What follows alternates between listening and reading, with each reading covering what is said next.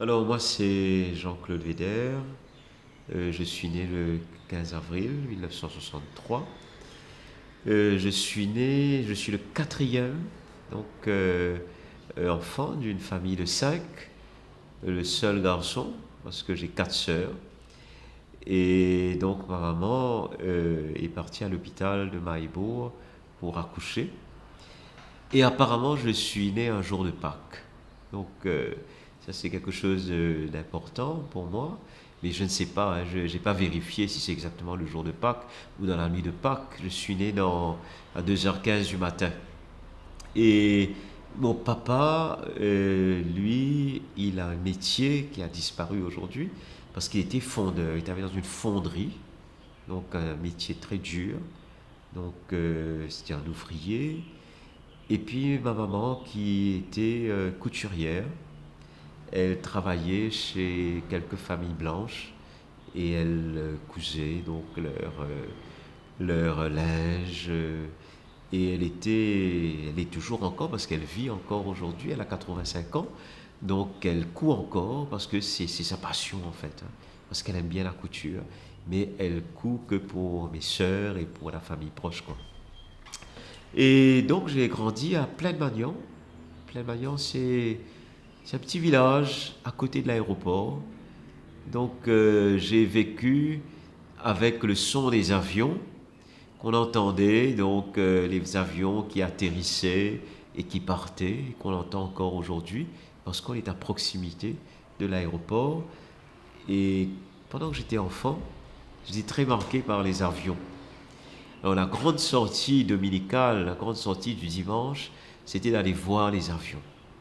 Et puis gamin, donc on allait en famille et on regardait les avions. Puis moi, ça m'épatait, ça m'éblouissait parce que je me disais, euh, est-ce que j'y arriverai un jour à prendre un avion? Ce qui était inimaginable, impensable à cette époque-là pour moi. Et donc, pour moi, ça a été le rêve. Et puis aussi, surtout, de voir cet engin prendre de l'envol, c'est quelque chose vraiment d'excitant et d'impensable.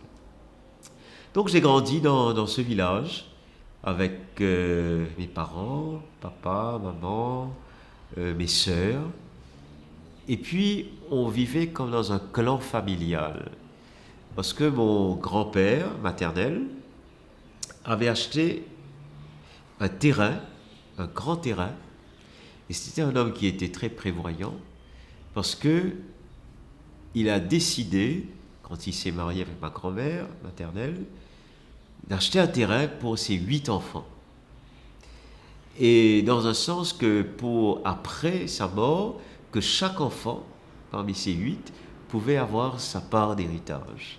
Alors, ce qui fait qu'aujourd'hui, dans cette cour où habite toujours ma maman, il y a aussi tous les oncles et les tantes, ce qui fait comme un clan.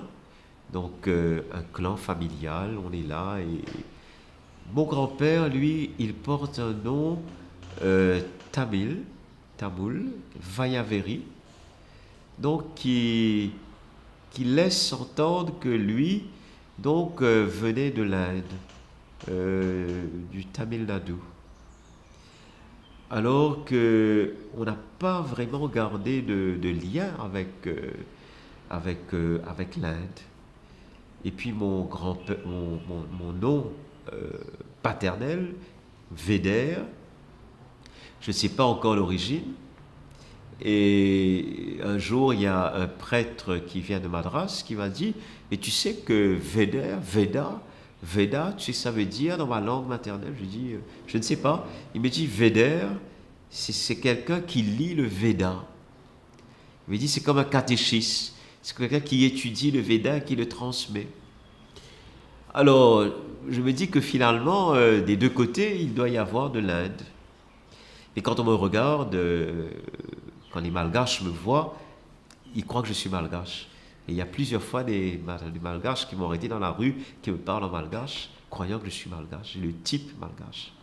Mais je suis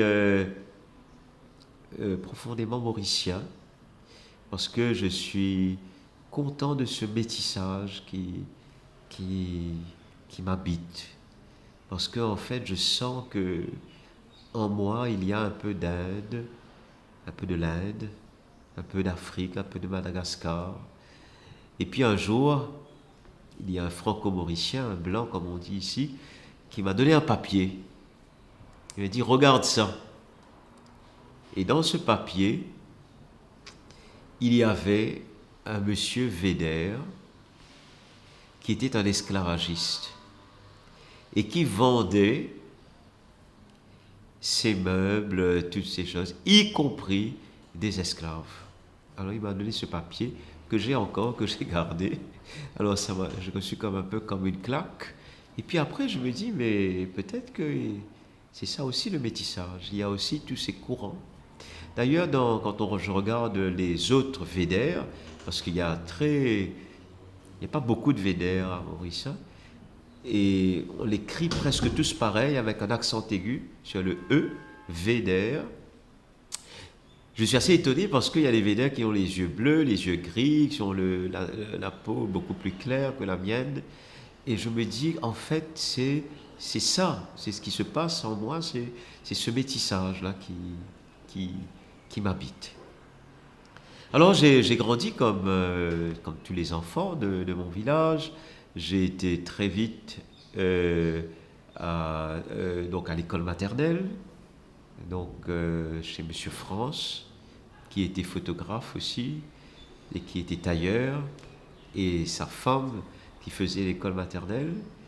Je garde un très très bon souvenir de l'école maternelle parce que j'étais vraiment choyé là. Et puis j'ai fait l'école primaire à Saint-Patrice, qui est une école catholique juste à côté de l'église. Et là j'ai eu des professeurs, des enseignants, des enseignantes qui m'ont donné tout, qui m'ont vraiment marqué, qui m'ont fait aimer l'école. Et puis arrivé en fin de cycle primaire, il fallait aller au collège. C'est là, ça a été comme une lutte parce que mes parents voulaient me mettre dans un collège catholique, au collège Saint-Joseph, qui était le collège le plus proche de Plamagnan. Et je me souviens très bien qu'il est allé voir à ce moment-là le prêtre de la paroisse pour que je sois admis dans un collège catholique. Finalement, il n'y avait pas de place. Donc déjà à cette époque-là, et c'est pas fini encore cette lutte, ce combat pour un collège catholique. Déjà moi, je sentais que mes parents quelque part, ils ont accepté que je ne sois pas dans ce collège et on m'a mis dans un collège privé, le collège Eden à Cuerpy. Alors le village, c'était aussi bien sûr l'église, parce que je viens d'une famille catholique pratiquante. Donc papa, maman allaient à la messe, c'est tout à fait normal. J'avais des tantes qui m'emmenaient à la chorale. Donc très très jeune, j'ai commencé à chanter dans la chorale, parce que j'aimais beaucoup, hein. Et aujourd'hui j'aime beaucoup chanter, et je crois que ça vient de là. Donc mes tantes qui m'emmenaient, et à cette époque-là on était à la tribune, on était en haut, et là avec l'harmonium, donc on chantait. Et puis très très jeune, j'ai commencé à lire, à faire la lecture à l'église. Et j'avais, il me semble, 8 ans ou 9 ans, où la première fois qu'on m'a demandé de faire la lecture publique. Donc, et c'était pendant la veillée pascale. Et c'était la lecture la plus longue, c'est le livre de l'Exode. Et je me souviens qu'il y avait une dame qui nous initiait à la lecture, et il fallait que je répète, que je répète, que je répète. Quand les fils d'Israël virent que les Égyptiens se mettaient à leur poursuite, ensuite la traversée de la mer Rouge, c'était ma première lecture, je ne vais pas l'oublier ça. Donc j'étais petit, je suis encore petit, et il fallait qu'on me mette sur un petit banc pour que j'arrive à la hauteur de l'embon du pupitre pour ensuite proclamer cette lecture. Et c'est ainsi qu'a commencé mon initiation à la liturgie. Donc j'ai commencé donc, dans ce cadre-là à faire la lecture publique et puis à chanter dans la chorale. Et puis après, j'ai commencé aussi, presque en même temps, l'ACE, l'Action catholique des enfants. C'est un mouvement donc d'action catholique où on a invité les enfants à prendre leur vie en main.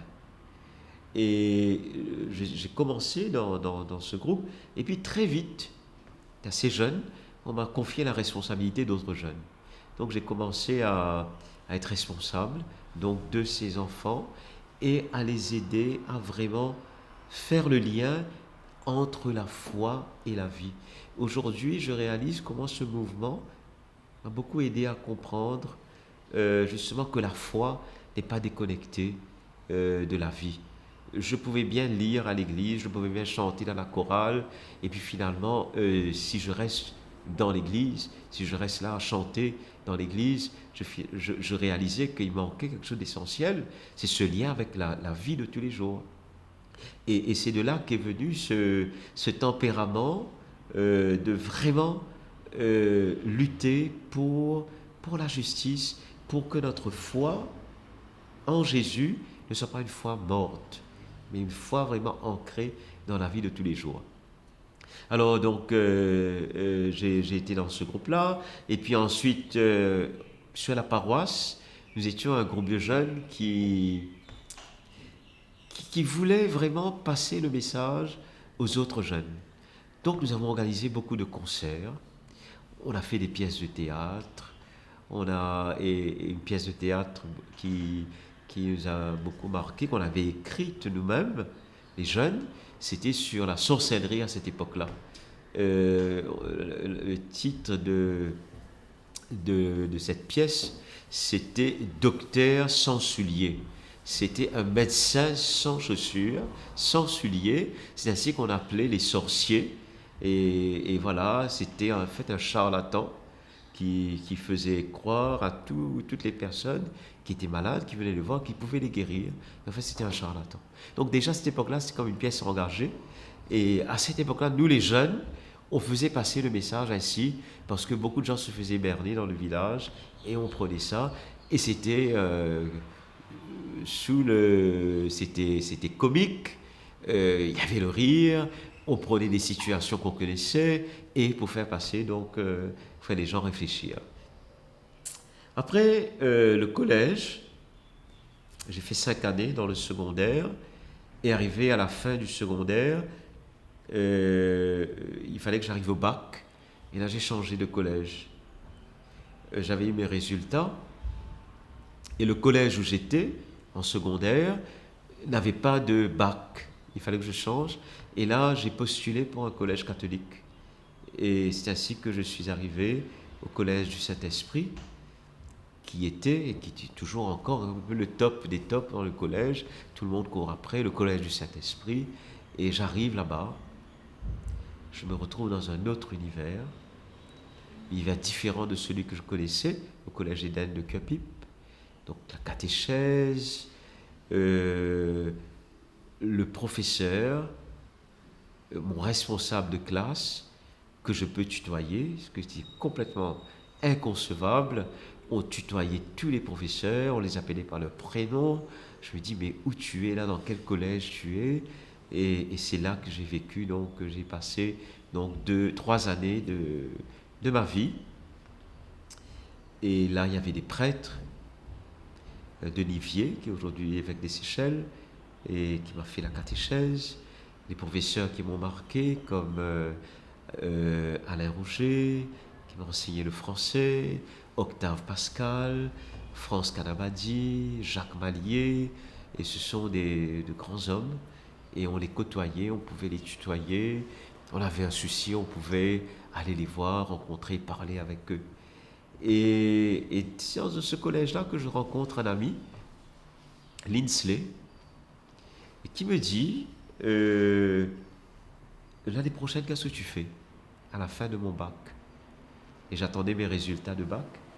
Je lui ai dit, mais écoute, je ne sais pas, je vais sans doute travailler. Il me dit, tu n'aimerais pas venir pour réfléchir avec d'autres jeunes dans un groupe? Alors j'ai dit oui, parce que j'étais déjà engagé sur ma paroisse. J'ai dit oui, mais il dit viens un dimanche à 13h. Il me donne rendez-vous au couvent des sœurs. Je ne connaissais pas trop où c'était. Et puis sans trop poser de questions, je dis qu'est-ce que ça me coûte d'aller voir? Je suis allé. Et j'arrive là-bas, je vois une douzaine de garçons. Je dis tiens, ils attendaient comme moi quelqu'un, ils attendaient un prêtre. Et ce prêtre-là, ce n'était pas n'importe qui, c'était le père Souchon, qui est aujourd'hui décédé. Et le père Souchon, lui, il se qualifiait du voix des sans-voix, de la voix des sans-voix. C'est lui qui s'est mis sur l'asphalte devant l'hôtel du gouvernement pour protester contre un projet de loi du gouvernement qui voulait museler la presse à cette époque-là. Donc il était connu comme quelqu'un d'engagé, quelqu'un qui a fait beaucoup pour les sans-abri, il a été proche de Mère Teresa, donc, et puis qui avait la parole facile et quelqu'un pour le pays, vraiment quelqu'un d'important, de respecté. Et c'est cet homme-là qu'on attendait. Alors, il est venu, il avait une Vespa, je sais très bien, il ne conduisait pas de voiture, hein. Il avait sa Vespa, et il arrive, et on l'accueille, et moi je le vois pour la première fois, je le connaissais, et là je le vois, et puis il commence à dire, allez, on se présente, et chacun, tout le monde se présente. Et puis arrive mon tour, et j'entendais tous les jeunes garçons qui étaient là se dire, voilà, moi je me présente, je suis venu ici parce que je veux être missionnaire, je veux être frère, je veux être prêtre. Arrive à mon tour, je lui dis, moi je suis venu ici parce que je veux faire des amis. Et le père Souchon me regarde, avec ses yeux bleus, il me regarde comme ça, il me dit, toi, tu es timide, toi. Je vais casser ta timidité. Je ne savais plus où me mettre. Et puis, on a continué la réunion. Et au cours de cette réunion, il y avait un projet. Ce groupe-là, le père Souchon a dit, je vous envoie passer la veillée de Noël à Calbas. C'est un hospice pour les vieux dans le nord. Au fond de moi, je ne voulais pas y aller. Je n'avais pas envie d'y aller parce que, passer Noël dans un hospice pour vieux, moi, c'était pas du tout cela. Je voulais être dans l'église chez moi à Pleine Magnon pour chanter. Et puis, je n'avais pas décidé d'être avec ce groupe-là pour ça. Je ne suis pas venu pour ça. Et en retournant chez moi, je me suis dit, mais tu ne vas pas te dégonfler, hein, parce que j'ai dit oui devant les autres, que je vais aller. Et arrive le jour du 24 décembre. Je me dis, qu'est-ce que je vais faire? Et la pression des amis, tu vas venir, tu vas venir. Je disais oui au fond de moi, mais je n'avais pas envie d'y aller. Et c'est ce jour-là qu'il y a un avis de cyclone. Et bien sûr, je me dis, mais très bien, le projet, on va l'annuler. Et c'était mal connaître le père Souchon. Il dit, ben, il y a un cyclone, mais vous allez y aller quand même. Et le cyclone arrivait, l'avertissement classe 1, c'était classe 2, classe 3, les bus ne roulent plus, il n'y a plus de circulation, tout le monde est resté chez soi, mais c'était classe 2, on pouvait encore prendre le bus. Et on part à Calbas, je pars aussi, et on arrive là-bas, classe 3. Plus de transport public, on est bloqué. On devait rester le 24 et repartir chez nous le lendemain matin. On est resté le 24, le 25, le 26. Parce que le cyclone est arrivé à la puissance 4. Vent violent. Et c'était pendant cette nuit, du 24 au 25, il y a quelque chose qui est passé. Je ne dis pas que je voulais être prêtre, non. Et devant moi, pendant qu'on animait la soirée, pour les vieux, les vieilles personnes, on mettait de l'ambiance, on chantait avec eux. Il y a un vieux monsieur qui est mort devant nous dans son lit. Puis il avait les yeux ouverts, mort les yeux ouverts. Et puis il y a un parmi nous qui a fermé ses yeux. Et puis notre veillée est terminée en veillée mortuaire. Et tout ça, ça m'a marqué, le cyclone, tout ça. Et je suis reparti quelqu'un de différent. Et puis à partir de là, il y a quelque chose qui est passé en moi. Je me suis dit, mais pourquoi pas penser à donner ma vie, surtout pour les pauvres. Et c'est ainsi que j'ai commencé un cheminement. Donc là, je vous parle de 83, fin 83. En 84, j'ai commencé avec le Père Souchon un cheminement pour voir, pour essayer de voir clair. 85, 86, j'ai pris 2 ans, 2 ans et demi. Et puis en 87, c'est là que j'ai décidé de partir au séminaire pour être prêtre pour le diocèse. Et j'ai fait mon séminaire à Angers, ensuite à Nantes, et puis je suis revenu à Maurice en 94. J'ai été ordonné prêtre sur un lieu symbolique à Pointe-Canon, à Mahébourg. C'est le lieu de la commémoration de l'abolition de l'esclavage.